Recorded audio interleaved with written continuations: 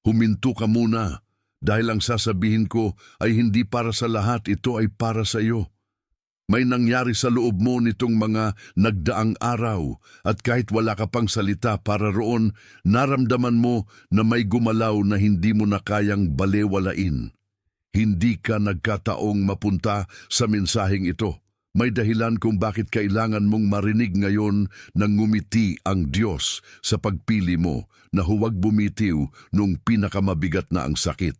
Sa pagtatapos nito, makikilala mo ang mga palatandaang matagal nang umiikot sa buhay mo.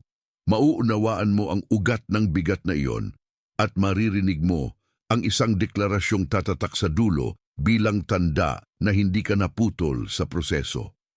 May mga sandaling ang tahimik mong pakikibaka ang naging tanging patunay na may natitirang pag-asa sa loob mo. At ngayon, ang pag-asa ring iyon ang hahawak sa iyo habang binubuksan natin ang pinto na matagal mo nang tinitingnan mula sa labas. Alam mo ang pakiramdam ng magising na mabigat pa rin ang dibdib kahit tahimik ang paligid. Minsan, nakaupo ka sa gilid ng kama, hawak ang telepono at nakatingin sa isang mensaheng hindi mo kayang balikan o sa pangalan na hindi mo na kayang tawagan. May katahimikan sa kwarto pero hindi iyon pahinga. May bigat iyon, parang hangin na hindi makapasok ng buo sa baga mo. At habang pinipilit mong magmukhang maayos, may bahagi sa iyo na bulong ng paulit-ulit, hindi na ito gaya ng dati. Iyan ang unang tanda na hindi ka pinabayaan ng Diyos sa gitna ng pagkabigo. May binabago siya sa paraan ng pagtingin mo sa sarili mo at sa lahat ng bagay na dati mong kinakapitan. Hindi ka sinisira ng tahimik na pagitan. Hinahanda ka nitong makilala ang totoo. Kaya huwag mong maliitin ang mga araw na pakiramdam mo ay walang gumagalaw. Dahil madalas doon nagsisimulang gumalaw ang pinakamahalaga. May mga pagkakataon na kahit pareho pa rin ang mga mukha sa paligid mo, iba na ang dating ng mga tinig nila. Naririnig mo ang tawanan sa mesa, o ang ingay sa trabaho, o ang pagbubukas ng pinto sa hallway, pero sa loob mo ay parang may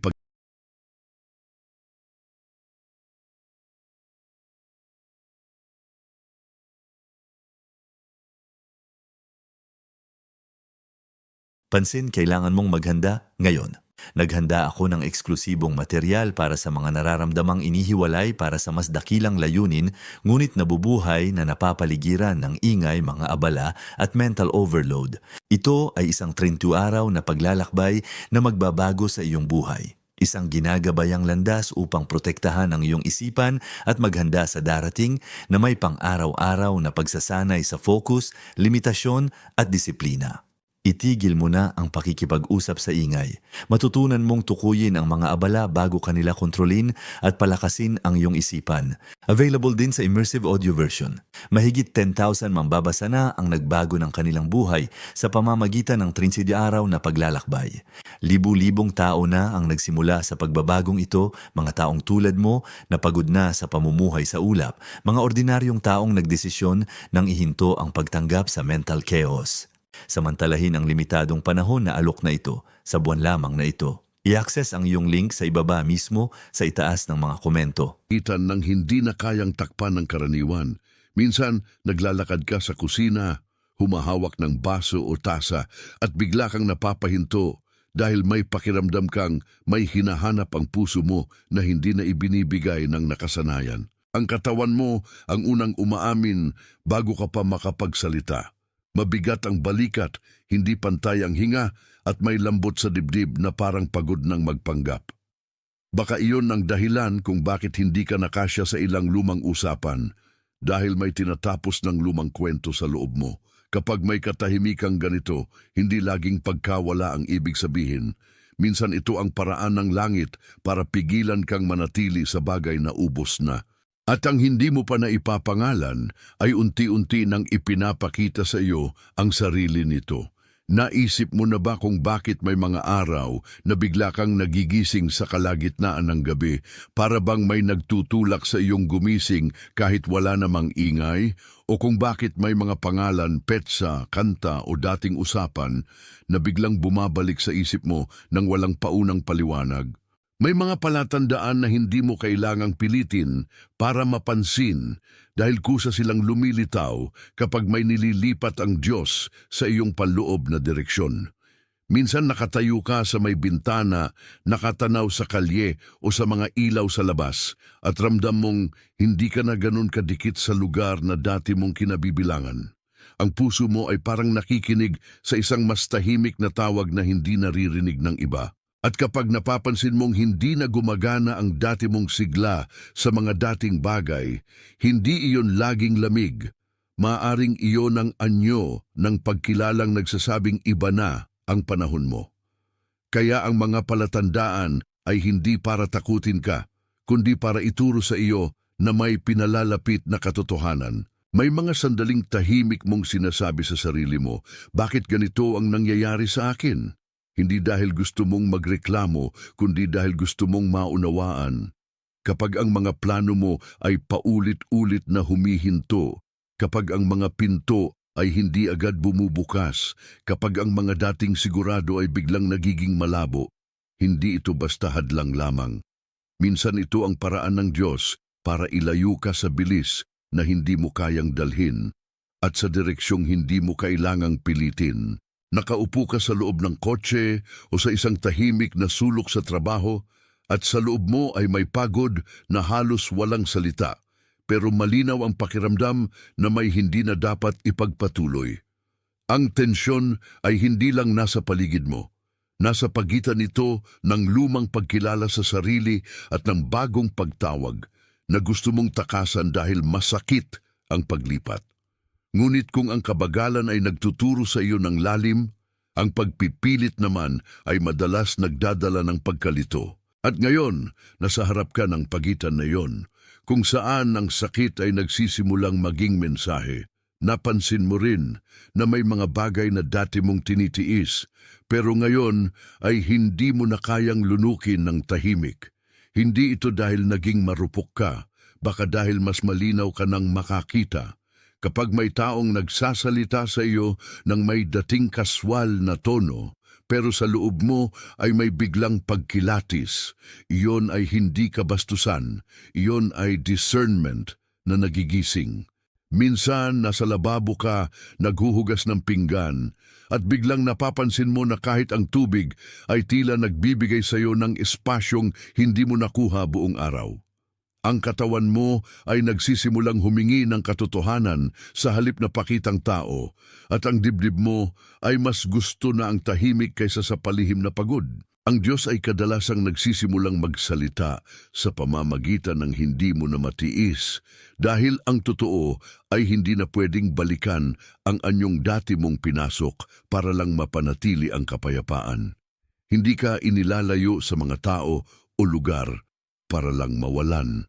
Minsan, inilalayo ka para hindi mo tuluyang mawala ang sarili mo. At ang bagong liwanag na ito ang maghahatid sa iyo sa susunod na pagtingin. May mga umaga ring gumigising ka na may bigat sa mata kahit sapat ang tulog, na para bang may naipong kabiguan sa pagitan ng iyong paghinga at ng pagsisimula ng araw. Kapag binuksan mo ang kurtina, nakita mo ang parehong liwanag sa labas, pero ang loob mo ay iba na ang pakiramdam, at iyon ang pinakamatapat na palatandaan.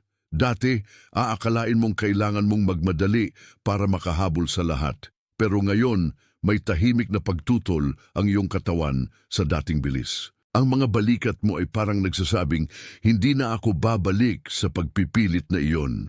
At doon mo nalalaman na ang Diyos ay hindi lang kumikilos sa mga resulta. Kumikilos siya sa paraan ng iyong paghawak sa oras, sa pressure at sa sarili mong pahinga. Kapag ang isang tao ay patuloy na bumabangga sa parehong pader, hindi dahil mahina siya, kundi dahil may maling pintuan siyang sinusubukang pasukin. Kaya kung may pagod na hindi kayang ipaliwanag ng tulog, baka iyon ang paalala na may inaayos na mas malalim kaysa routine mo. Hindi mo kailangang ikahiya ang katotohanang napagod ka sa paulit-ulit na pagbibigay ng paliwanag.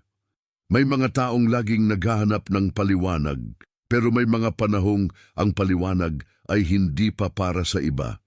Ito ay para sa pagbubuo ng iyong loob. Minsan nakikita mo ang sarili mong nakatayo sa harap ng salamin sa banyo, sinusubukang ayusin ang itsura, pero ang totoo ay ang loob ang gusto mong maayos.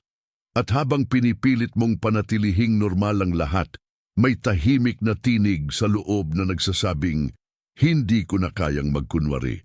Iyan ang uri ng pagkapagod na madalas pinapahintulutan ng Diyos bago niya linawin ang direksyon. Hindi iyon parusa, iyon ay pagigting ng katotohanan hanggang sa maramdaman mong kailangan mo ng ibang paraan ng pamumuhay. Kapag hindi ka na nabubuhay sa dating pakitang gilas, may puwang na agad para sa mas tunay na daan. At ang puwang na iyon ang magiging simula ng pag-uwi mo. Sa puntong ito, kung kahit isa sa mga palatandaang ito ay tumama sa iyo, type mo sa comments ang 888. Hindi ito bilang, ito ay simpleng tanda ng pagkilala na may narinig kang totoo at may gumalaw sa loob mo. Ang pag-type mo ng 888 ay maliit na pagsang-ayon, pero totoo iyon at may sariling bigat ang totoo. Kapag naitala mo iyon, bumalik ka sa akin dahil ang susunod ay mas malinaw kaysa sa unang pagkabigla. At huwag mong isipin na aksidente ang pagdating mo rito. Ang pag-amin ay nagsisimula sa mga maliliit na hakbang na hindi nakikita ng iba. Ang mga kamay mo ang unang nakakakilala kapag ang puso mo ay sumasang-ayon na. Kaya isulat mo iyon at bumalik ka dahil ang pinto ng mas malalim na pagkakaunawa ay nakabukas na. Ang pinakamahabang laban mo ay hindi laging laban sa paligid. Madalas ito laban sa ugali mong lumiit bago ka pa masaktan. Natutunan mong mag-ingat, magpaliit ng boses at ipunin ang mga tanong mo sa loob para lang manatiling payapa ang labas. Sa isang kubyertos na nakapatong sa mesa o sa isang notebook na matagal mo nang hindi binubuksan, makikita mo ang bakas ng sarili mong pag-urong sa mga panahong hindi ka pa handang harapin ang lahat. Ang dibdib mo ay minsang humihigpit kapag may bagong hamon, hindi dahil wala kang lakas, kundi dahil sanay kang magdala ng higit sa dapat mong pasanin. Ngunit ang Diyos ay hindi tumitingin sa iyong pagliit bilang kapintasan. Minsan nakikita niya roon ang paraan ng iyong pagligtas sa sarili mo noon. Ang problema ay kapag ang dating proteksyon ay naging kulungan at ang dating katahimikan ay naging pagkawala ng boses. Kaya ngayon, ang tinatanggal ay hindi lamang ang bigat, kundi ang lumang paraan ng pagprotekta sa sarili na hindi naakma sa bagong panahon. May mga pagkakataon ding napapansin mo na sobrang bilis mong sumang-ayon kahit may bahagi sa iyo na gustong magsabi ng totoo. Nagagawa mong ngumiti habang ang loob mo ay hindi na nakikisama at yun ang pagod na mahirap ipaliwanag sa iba. Sa mesa ng pamilya, sa pulong sa trabaho, o sa simpleng pag-uusap sa chat, may mga sandaling kinagat mo ang salita mo para lang maiwasan ang tensyon. At pagkatapos, mag-isa ka nang nakaupo sa gilid ng kama o sa upuan sa sala, nararamdaman mong parang may hinahabol kang kapayapaang laging nauuna ang kapalit sa sarili mo. Iyan ang pattern na hindi ka nililitis ng Diyos para lamang sisihin. Ipinapakita niya ito para palayain ka mula sa palagiang pag-a-adjust na nauwi sa pagkasubsob. Ang sino mang laging naglalakad ng nakayuko ay madaling makalimot na may taas ang pagkapanganak sa kanya. At ang pagtawag na naririnig mo ngayon ay hindi para manatili sa pagliit, kundi para magsimulang tumindig ng totoo. Kapag matagal kang nabuhay na inuuna ang lakas ng iba kaysa sa katotohanan mo, napapagod ang loob mo nang hindi mo namamalayan. Alam mo ang tahimik na pagkadurog na iyon kapag ang araw ay puno ng kilos, pero ang kaluluwa ay parang naiwan sa isang silid na walang bintana. Minsan habang naglalakad ka sa hallway o tumitingin sa isang saradong pinto, may pakiramdam kang may hinihintay ka pa rin kahit hindi mo na alam kung ano iyon. Ang katawan mo ay nagdadala ng pagkapunit na hindi laging nakikita sa mukha pero naroon sa hininga, sa leeg, sa mga kamay na hindi mapakali. At sa pagitan ng pagod at pagtitiis, may espiritual na aral na lumilitaw. Hindi lahat ng kapayapaan ay pag-ayon at hindi lahat ng katahimikan ay paghilom.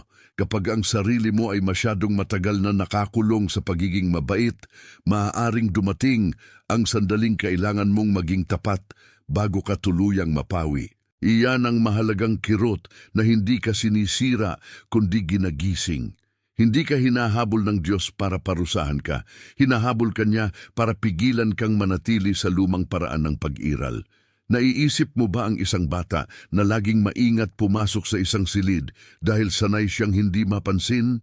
Ganoon ang hugis ng ilang takot na dala mo hanggang ngayon at madalas iyon ang nagdidikta kung kailan ka magsasalita at kailan ka tatahimik.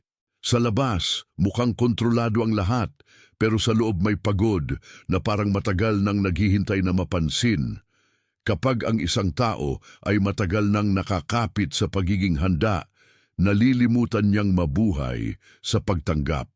At ngayon, ang dumadating ay hindi lang lakas para magpatuloy. Dumadating din ang pahintulot na lumabas sa dating anyo. Hindi mo kailangang ipagpatuloy ang isang paraan ng pamumuhay na nagbawas sa iyo upang mapanatili lang ang katahimikan. May mga halimbawa sa kasulatan na ganyan ang hugis. Si David bago ang trono, si Jose bago ang pag-angat, si Moises bago ang paglabas. Hindi sila nilipat agad sa liwanag dahil may trabaho pang ginagawa sa kanila sa gitna ng paghihintay. Ganon din sa iyo, may mga araw na para kang nasa likod ng isang kurtina, naririnig ang buhay sa labas pero hindi pa pinapapasok sa entabladong akala mo ay matagal nang para sa iyo. Ang nanginginig mong hininga habang mag-isa ka sa gabi ay hindi ebidensya ng pagkabigo. Minsan ito ay tanda na may hinuhubog na katapatan sa loob mo.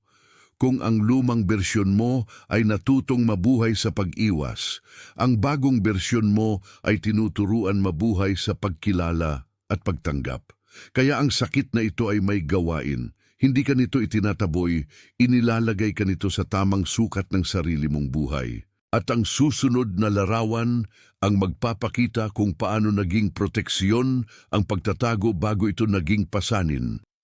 Isipin mo ang isang balon na matagal nang natatakpan, hindi dahil wala na itong laman, kundi dahil may oras ng pag-iingat na kailangan nitong hintayin.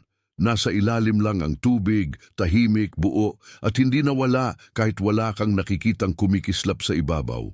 Ganyan ka rin minsan, inakalang ikaw ay ubos na, pero ang totoo ay tinakpan ka lang ng panahon para hindi ka basta maagaw.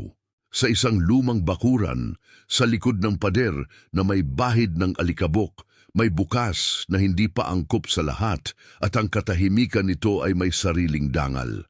Ang hangin sa paligid ay parang may alam na hindi mo pa nasasabi at ang dibdib mo ay umiigting sa pagitan ng pagnanais na buksan ito at ng takot na baka wala ng laman. Ngunit ang ilang bagay ay hindi nawawala sa katahimikan. Mas lalo silang tumitibay sa ilalim ng takip. Kaya ang takip ay hindi katapusan. Ito ay proteksyon hanggang dumating ang oras ng pagigib. Kung tititig ka ng matagal sa balon na iyon, mapapansin mong hindi siya nasira dahil hindi siya agad ginamit. Ang tubig ay hindi naging mababaw dahil tumigil ang mata ng tao sa pagtingin. Naroon pa rin ito, naghihintay sa tamang kamay at tamang sandali. Minsan sa buhay mo, may mga araw na parang walang nangyayari, ngunit ang loob mo ay humuhubog sa lalim na hindi sinusukat ng ingay. Nakaupo ka sa gilid ng kama o nakasandal sa pader habang hawak ang telepono at may pakiramdam kang gusto mo nang may mangyari pero hindi mo rin maipilit ang paggalaw. Iyan ang lugar kung saan nagiging mahalaga ang tiyaga dahil hindi lahat ng magandang bagay ay dumadating sa bilis na gusto ng nerbiyos. ang Diyos ay kadalasang mas interesado sa lalim kaysa sa mabilisang resulta. At kapag ang balon ay natutong maghintay, mas handa itong magbigay ng malinaw na tubig sa tamang panahon. May panahon na inakala mong ang katahimikan ay senyales ng paglimot, pero ngayon unti-unti mong nakikita na hindi pala. Ang balon ay hindi nakalimutan ng lupa, pinanatili lang itong nakatago hanggang dumating ang kamay na marunong gumalang. Ganoon din sa iyong mga panalangin na parang walang sagot, sa mga gabing tila walang tugon, at sa mga umagang mabigat ang pagbangon. Kapag ang dibdib mo ay nagiging tahimik sa gitna ng lumang gulo, iyon ay maaaring paraan ng Diyos para ilayo ka sa ingay na hindi marunong magbigay buhay. Ang lumang pag-aakala mo ay nagsasabing kailangan mong laging makita para maniwala. Pero ang bagong pagtingin ay nagtuturo na may mga bagay na mas totoo habang nakatago. Kaya ang katahimikan ay hindi laging pagkalimot. Madalas ito ang pag-iingat sa kung ano ang hindi pa dapat maubos. At sa pagpapatuloy, makikita mo na ang pinakatotoong tubig ay hindi kinokontrol ng tingin ng iba. Ang nakalipas na panahon ay nagturo sa iyo na maghintay ng hindi natutunaw sa pag-aalala. Katulad ng balon, may mga araw na hindi mo alam kung may makakakita pa sa lalim mo, pero alam ng Diyos ang naroon bago pa man may lumapit. Sa ibabaw, maaaring puro alikabok, katahimikan at lumang anino ang nakikita mo. Sa loob, may tubig na hindi natuyo. May damdaming hindi namatay at may pagtawag na hindi nawala kahit tinabunan ng pagod. Minsan ang nararamdaman mo sa umaga ay hindi lungkot kundi isang tahimik na pagsigaw ng loob mo na nagsasabing gusto mo nang mabuhay ng totoo. Ang katawan mo ang nagbibigay ng unang senyales. Mas mabigat ang paghinga, mas malalim ang tingin at mas totoo ang pagnanasa mong bumalik sa pinagmulan. Kaya kung anong akala nilang nawalan na, iyon mismo ang iningatan para sa tamang oras. Ang lalim mo ay hindi nasira, iningatan lang hanggang handa ka ng humigop muli. At ngayon parang may kamay nang lumalapit sa takip na matagal nang naroon. Hindi ito marahas, hindi ito nagmamadali, at hindi ito hindi marunong umintindi sa naging panahon ng paghihintay. Sa isang tunay na pagbubukas, naroon ang paggalang sa pinaghintay, ang pagdinig sa katahimikan, at ang pagbabalik ng hangin sa puwang na matagal na ring tahimik. Kapag nararamdaman mong may bagong galaw sa loob mo, huwag mo agad tawaging pagkalito. Minsan iyon ay simula ng pagbubukas. Ang dibdib mo ay maaaring umangat ng bahagya sa pakiramdam na may isang bagay na nais ng lumitaw, at ang mga mata mo ay minsang nananatiling bukas sa gitna ng gabi dahil alam ng loob mo na may nangyayari. Ang Diyos ay marunong magbukas nang hindi sinisira ang pader at maglabas ng tubig nang hindi tinatanggihan ng lalim. At doon mo makikita na ang tago ay hindi natalo, pinaghintay lang hanggang sa panahon ng paglabas. Kung minsan, ang unang senyales ng pagbubukas ay ang hindi mo na kayang manatili sa parehong paliwanag. May isang tahimik na linya sa loob mo na nagsasabing, may higit pa rito, at iyon ang simula ng pagbabago. Kapag ang balon ay kumalabog sa ilalim ng takip, hindi iyon gulo, iyon ay buhay na nagsisimulang umangat. Maaring naramdaman mo ito habang nakaupo sa harap ng mesa, habang hawak ang kutsara o tasa, habang nakikinig sa sarili mong hininga na mas mabagal kaysa dati. Ang espiritual na kahulugan nito ay simple ngunit malalim. Hindi ka tinanggalan ng laman, tinuruan kang maghintay sa lalim bago ka muling paglagyan ng direksyon. Ang lumang takot mo ay nagsasabing huwag nang umasa, pero ang katotohanan ay nagsasabing naroon pa rin ang iningatan para sa iyo. Kaya ang susunod na paggalaw ay hindi kailangang sigawan, kailangan lamang nitong kilalanin, at ang pagkilalang iyon ay maghahatid sa iyo sa mas malinaw na tugon. Kung ang larawan ng balon na ito ay dumausdo sa puso mo sa paraang hindi mo maipaliwanag, type mo sa comments, ang estado desperto. Ang ibig sabihin niyan ay hindi lang paggising. Ito ay pag-amin na may nakita kang inilalabas mula sa matagal na pagkakatago. Huwag mo itong gawing palabas, gawin mo itong tahimik na pagtanggap sa pagbubukas na naroon na. Type mo ang estado desperto pagkatapos ay bumalik ka sa akin. At sa pagbalik mo, mapapansin mong ang daan ay hindi na lang nakikita mula sa labas. Nararamdaman mo na ito sa loob. Ang susunod na hakbang ay hindi bilis, kundi pagtugon. Kaya bumalik ka dahil ang balon ay hindi na lamang larawan, isa na itong paanyaya. Kapag matagal kang naghintay, natutunan mong iangat ang sarili mong loob nang hindi na humihingi ng pahintulot sa takot.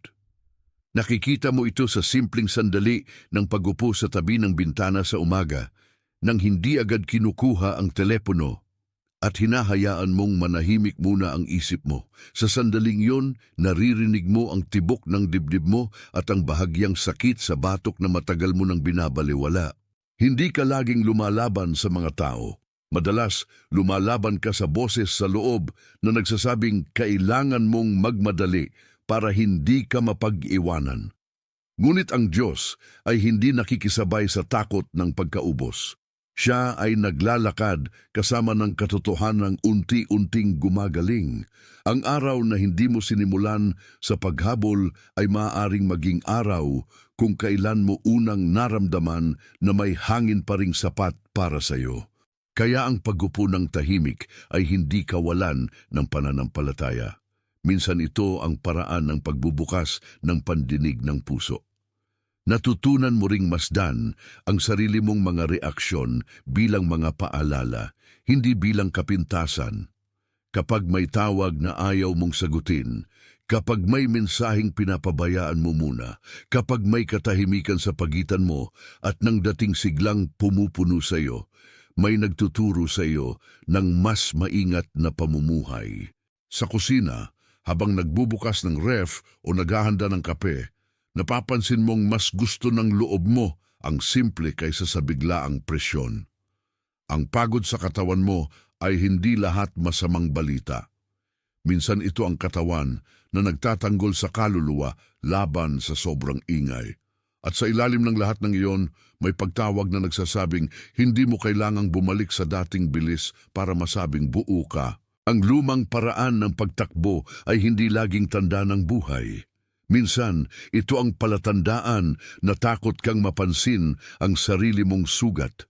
Kaya ngayon, ang takdang aralin mo ay hindi bilis, kundi pakikinig. Kapag hindi mo pinapansin ang mga senyas, lumalakas ang gulo sa loob.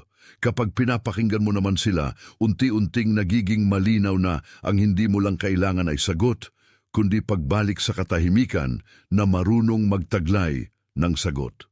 Sa isang lumang notebook o sa notes ng telepono, maaari mong isulat ang simpleng tanong kung ano ang mas madalas mong iwasan kaysa harapin. Ang mismong pagsulat ay nakakapagpaikli sa ingay dahil binibigyan nito ng anyo ang bagay na matagal mo nang dala sa likod ng mga mata mo. Minsan ang hinahanap mo ay hindi bagong direksyon, kundi lakas ng loob para kilalanin ang direksyong matagal nang kumakatok. At kapag natutunan mong magtanong ng totoo, hindi ka na tinatakot ng bawat katahimikan. Kaya ang susunod na hakbang ay hindi magmadali. Ito ay manatili sa totoo hanggang sa maramdaman mong may lumalambot sa dibdib mo. May mga hapon ding tila bumabalik sa iyo ang buong bigat ng nakaraan, lalo na kapag nabigla ka sa isang amoy, isang kanta o isang lugar na matagal mo nang nilalampasan.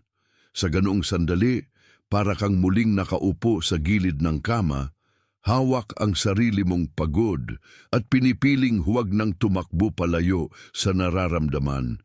Ang katawan mo ay nakakaalala bago ang isip at ang Diyos ay marunong gumamit ng alaala para hilahin ka pabalik sa katotohanan. Kapag iniisip mo, hindi ko na kayang bumalik doon, hindi iyon kahinaan. Iyon ay malinaw na pagkilala sa hangganang hindi mo na kailangang tawirin ulit. Ang dating anino ay may kapangyarihan lamang kapag binibigyan mo ito ng muling pahintulot. Kaya ang katapangan mo ngayon ay hindi ang pagbalik sa dating siklo, kundi ang pagtayo sa gilid nito nang hindi na nalulunod. At ang gilid na iyon ang magiging pinto ng iyong pag-uwi. Ngayon, unti-unting nagiging malinaw na ang pinakamatibay na bahagi sa iyo ay hindi ang ipinakita mo noong magaan pa ang lahat. Ito ang tahimik na bahagi na nanatili kahit wala ng palakpak, kahit walang nakapansin, kahit paulit-ulit kang nasaktan. Isipin mo ang balon na iyon sa likod ng bakuran, kung paano nito pinanghawakan ang tubig habang ang ibabaw ay tahimik lamang. Ang dating akala ng iba ay pananahimik lang, pero ngayon nakikita mo na iyon pala ay pag-iingat ng buhay. Ang dibdib mo ay gumagaan sa mismong pag-unawa na hindi nasayang ang mga gabing hindi ka bumitaw, dahil may iniingatang bagay na hindi mo pa noon kayang pangalanan. At kapag ang Diyos ay nag-iingat, hindi siya nagtatago para pabayaan. Nagtatago siya para ihanda ang pagbabalik. Kaya ang lumang tanong na nawalan ba ako ay napapalitan ng bagong katotohanang inaalagaan pala ako sa ilalim ng takip. At iyan ang simula ng pag-ayos ng iyong panloob na mundo. Ang balon sa loob mo ay hindi humiling na maging maingay para matawag na buhay. Naroon ang tubig bago pa man mo ito makita at naroon ang lalim bago pa man mo ito maunawaan.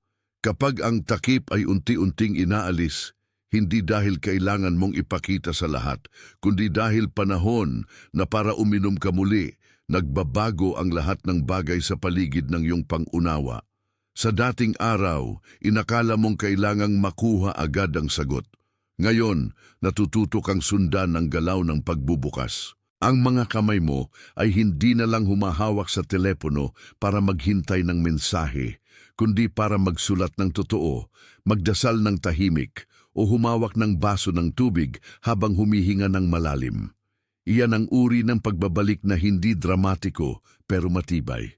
Kaya hindi ka hinahabol ng malalaking pangako. Hinahabol ka ng simpleng katapatan sa lalim ng sarili mong puso. At ngayon, bago lumipat sa kung paano ka babalik, may isa pang bagay na kailangang malaman ng loob mo. Kapag tumugon ka sa tahimik na pagbubukas na ito, hindi mo lang binabago ang mood mo. Binabago mo ang paraan ng pagharap mo sa mga lumang takot. Ang balon ay muling nagiging balon, hindi bangin. Ang lalim ay muling nagiging taglay na buhay, hindi pinagmumula ng hiya. Kapag ikaw ay humihinga ng mas mahinahon sa gabi at hindi na agad nagpapaikot sa isipan ang lahat ng napalampas, doon mo mararamdaman na may ibinabalik sa iyo na hindi mabibili ng bilis. Kaya ang susunod na paglalakad mo ay magiging mas tahimik pero hindi mas mahina. At sa katahimikang iyon, mapapansin mong nagsisimula kang bumalik sa sarili mong pinagmulan. Sa umaga, bago ka pa makahawak ng maayos sa telepono, subukan mong huminto ng ilang saglit at pakinggan muna ang loob mo.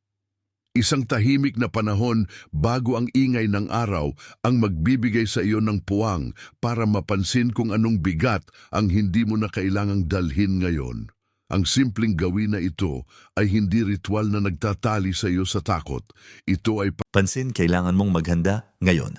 Naghanda ako ng eksklusibong material para sa mga nararamdamang inihiwalay para sa mas dakilang layunin, ngunit nabubuhay na napapaligiran ng ingay, mga abala at mental overload. Ito ay isang 30 araw na paglalakbay na magbabago sa iyong buhay. Isang ginagabayang landas upang protektahan ang iyong isipan at maghanda sa darating na may pang-araw-araw na pagsasanay sa focus, limitasyon at disiplina. Itigil mo na ang pakikipag-usap sa ingay. Matutunan mong tukuyin ang mga abala bago kanila kontrolin at palakasin ang iyong isipan. Available din sa immersive audio version. Mahigit 10,000 mambabasa na ang nagbago ng kanilang buhay sa pamamagitan ng 30 araw na paglalakbay. Libu-libong tao na ang nagsimula sa pagbabagong ito, mga taong tulad mo na pagod na sa pamumuhay sa ulap, mga ordinaryong taong nagdesisyon nang ihinto ang pagtanggap sa mental chaos. Samantalahin ang limitadong panahon na alok na ito sa buwan lamang na ito. I-access ang iyong link sa ibaba mismo sa itaas ng mga komento.